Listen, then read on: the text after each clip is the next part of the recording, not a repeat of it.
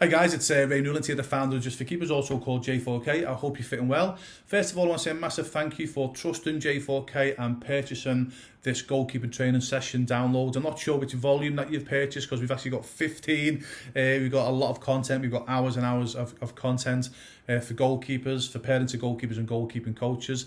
Seriously, you never have to go anywhere else for your goalkeeping advice ever again. You don't have to waste your time going onto YouTube, etc. You've come to the right place for your goalkeeping development. Now, before you skip this introduction and watch the training sessions, please listen to this quick introduction because it's super important, because it will help you get the best out of your training session download that you've just purchased.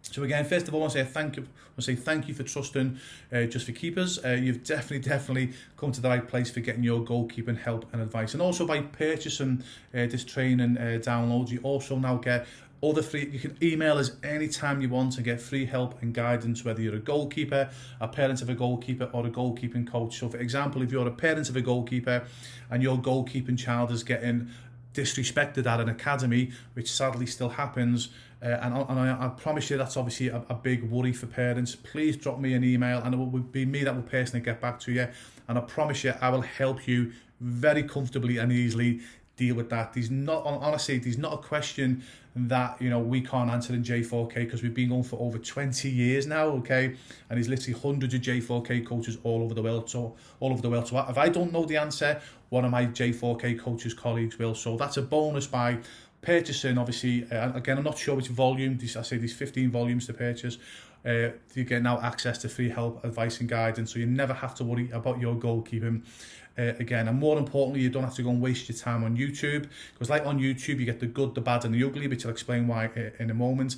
And obviously, unfortunately, a lot of goalkeepers, and especially parents of goalkeepers, they end up on a YouTube channel with the greatest respect to the goalkeeper has no idea what they're doing. And I've seen this time and time again when I've gone onto YouTube and I'm like, oh my goodness me, and the sad thing about it, if you ask the goalkeeping coaches who are doing these YouTube videos, they would pass a lie detector test to say, hey, listen, I'm the best goalkeeping coach in the world, I know what I'm doing. And sadly, I'll be honest with you, I mean, don't get me wrong, there's a lot of really good goalkeeping coaching coaches on the YouTube, okay, but these, I'll be honest with you, the percentage of goalkeeping coaches on YouTube that know what they're talking about is in the minority, okay? So you get the good, the bad and the ugly, and if you end up on a YouTube channel, and again, sorry, you've got some like YouTube channels that look amazing. I mean, the way it's all set up, etc., it looks really impressive. Again, I'll give you an example. You get some goalkeeping coaches that will use all the apparatus. They'll use inflatables, hurdles, speed ladders, etc. And look, I'm not saying don't use them. Yes, definitely you use apparatus, but as a good goalkeeping coach will only use the apparatus and training aids sparingly. They'll only use them when they need to use them, if that makes sense.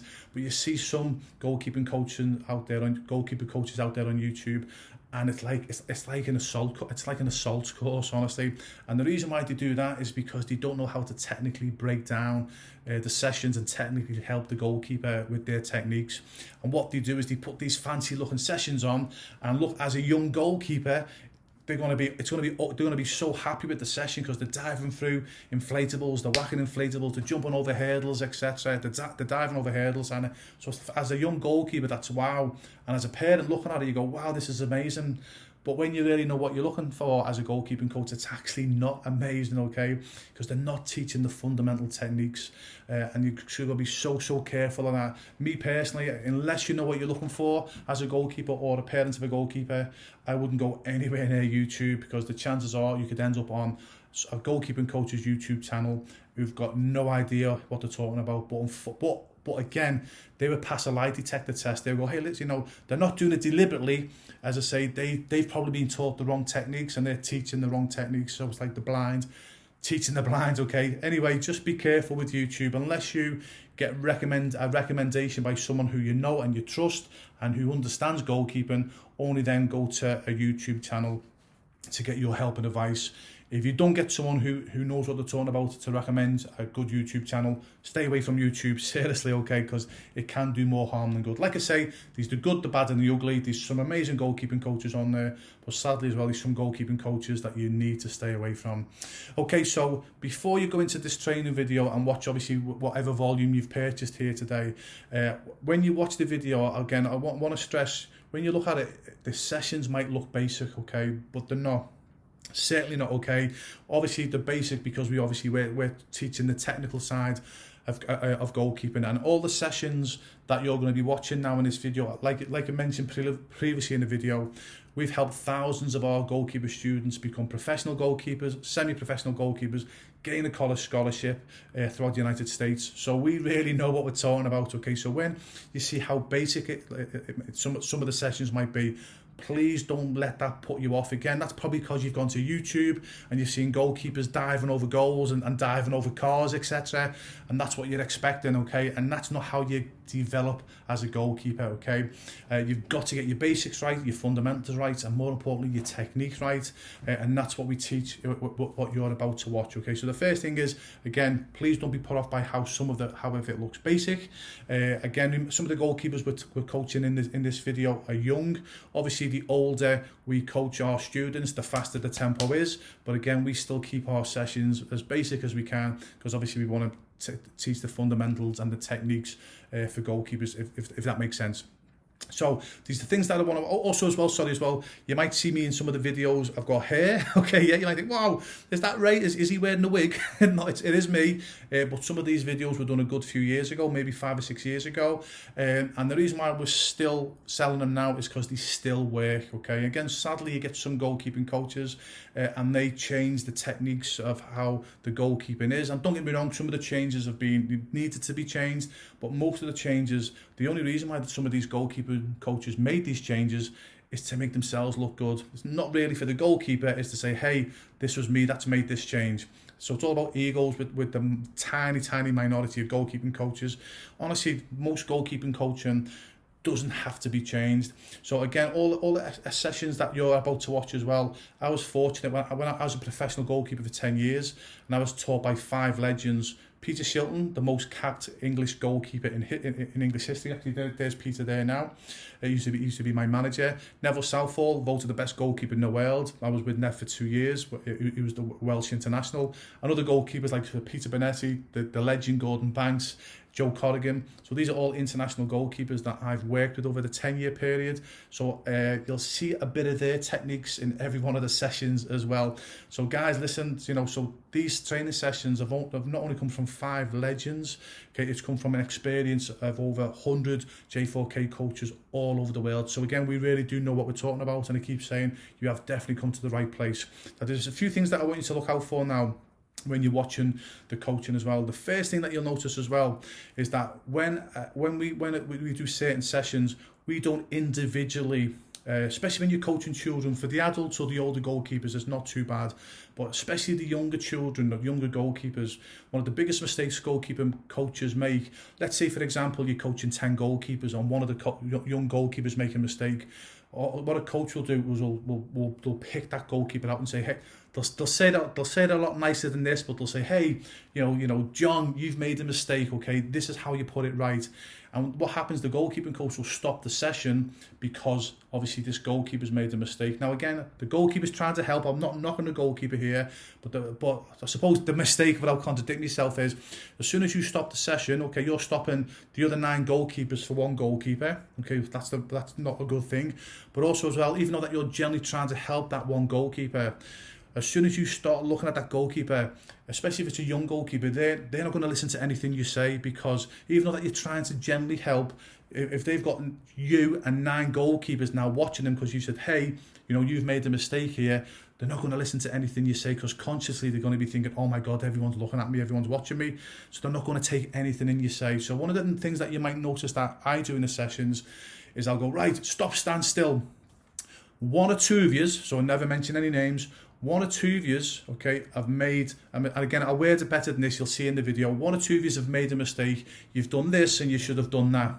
Okay, and what happens there then, I'm not stopping the session, I'm not making one goalkeeper, I'm not picking out one goalkeeper, and again, even though that we're trying to help as coaches, as soon as you pick out one goalkeeper from a group, most of the time they're not, especially children, they're not listening to you because they're conscious of everyone watching. But the way I do it, I'll say stop, stand still. One or two of you have made this mistake, you should have done this instead of that.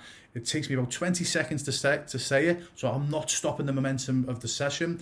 But also as well, what happens is the goalkeepers that did that mistake, they go, oh, that was me, I better put it right. But again, I've done it in a way that's not sort of putting them on the spot, if that makes sense. But the other goalkeepers who were doing it right, they were going, oh great, I done it right. So it underlines for the goalkeepers who was doing it right, it underlines to them that they were doing it right. But one, you're not stopping the session, and two, you're not sort of picking one goalkeeper out as well. And I promise you, if you do that to young children all the time, even though you're trying to help as a goalkeeper coach, they won't want to come back because they're thinking, oh, you're picking on me. By doing it that way, it's an indirect way how to keep the session going, but also as well, you know, not to put someone on the spot. Obviously, as the older the keeper gets, they need to obviously, and the smaller your groups are, obviously they need to, you know, you got to, the older the keepers get, you don't have to do it, but the younger ones, you certainly have to. Also, this is the thing, I'm nearly finished now, the three things that you need to focus on, or the three things that I focus on when I coached, and I promise you, as I say, when I was coaching, I don't live in Liverpool now, in my hometown, but when I did and I was coaching over 400 goalkeepers every single week, and they would all come back week in, week out. And it wasn't because I wasn't the best goalkeeping coach in the world, but what I focused on was this, and as a coach, please focus on this, and I promise you it will make you a much better goalkeeping coach, because most goalkeeping coaches think, right, I've got to be the best goalkeeping coach in the area. That's the wrong thing to think. I know it sounds crazy, okay, yeah? Please bear with me. So the first thing I focus on when I start my sessions is I want to make my students feel comfortable. So I'll do that by making them laugh, having jokes with them. Again, there's nothing worse than a goalkeeping coach who's like a sergeant major. Don't be that person, okay? Even though that you might think that your students like you, most of them will be terrified of you and they won't come back. Don't be that type of sort of sergeant major goalkeeping coach. There's no place for that type of coach anymore now. So as a goalkeeping coach, yeah, you're still going to have that barrier between you and your students, but you've got to be a bit more flexible, a bit more friendlier. And what happens is, because if a student is relaxed with you, they're going to perform better, okay? Because they're not concerned about making a mistake. If you're a sergeant major, they're going to be terrified of making a mistake, and they're not going to enjoy your sessions. So the first thing number one, I focus on making my students feel comfortable, okay? And I do that by having a laugh, bit of banter with them, letting them know that I'm not taking myself too serious. Obviously, if there's that fine line, if they mess about, boom, I'll tell them, okay? They know, hey, listen, look, you know, to laugh at the right times. The second thing to do is I make them feel 1,000 foot tall. This is super important, super important, okay? What happens then, if you can if a student can come to your sessions and you can make them feel big about themselves and confident about themselves, the rest will follow, because most goalkeepers, never mind children, even adult goalkeepers, are underconfident, okay? So you've always got to be reassuring them. So when you make a good save, tell them, but here's the key, always use their name, okay? I make it a goal of mine, pardon the pun, to mention a goalkeeper's name, a student of mine, 3 times in each session, at least 3 times in each session. So instead of saying great save, I'll say, you know, David, fantastic save. Because sometimes a goalkeeper's back could be to you. And this has happened to me when I've done this. I've seen mistakes that I've made.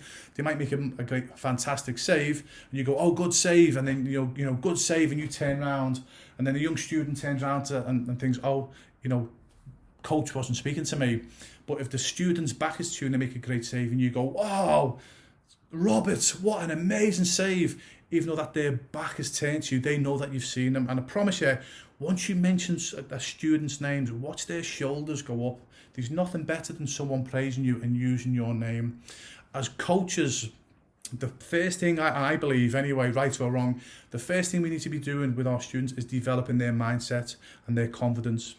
The goalkeeping comes second to that, because once you develop their confidence and mindset, and again, especially going to mention again, help to become confident, the rest will follow, okay? Because if you've got an underconfident goalkeeper, it's very difficult to teach them the techniques and to become a better goalkeeper. But if you can teach a goalkeeper to be confident, okay, the rest will follow, okay? They'll much better chance of being a better goalkeeper.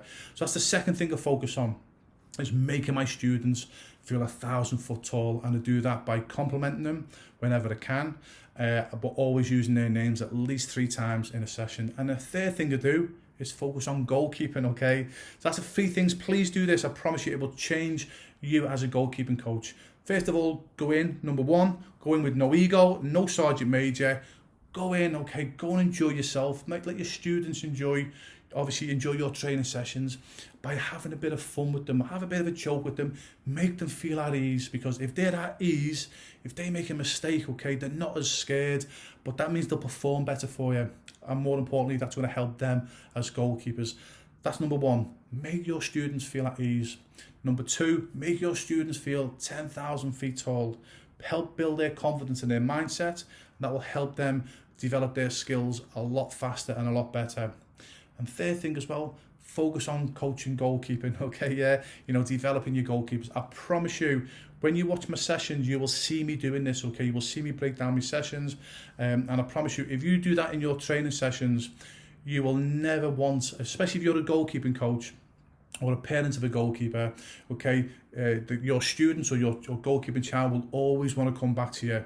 Again, if you're one of these coaches, listen, even though in your minds, if you're one of these egotistical coaches, okay, yeah, and you think, oh, no nonsense, I'm going to be a sergeant major, I promise you're not going to have a long career as a goalkeeping coach, because most goalkeepers will not want to be anywhere near you. And again, if you're a parent of a goalkeeper trying to help your goalkeeping child, again, use the techniques that I've said, make it fun, make it enjoyable with your child, make them feel 1,000 foot tall.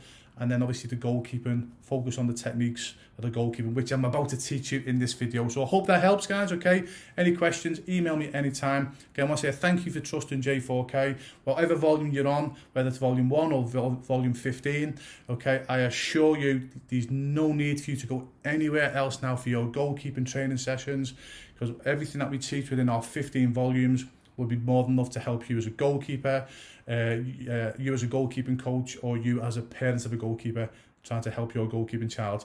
Enjoy.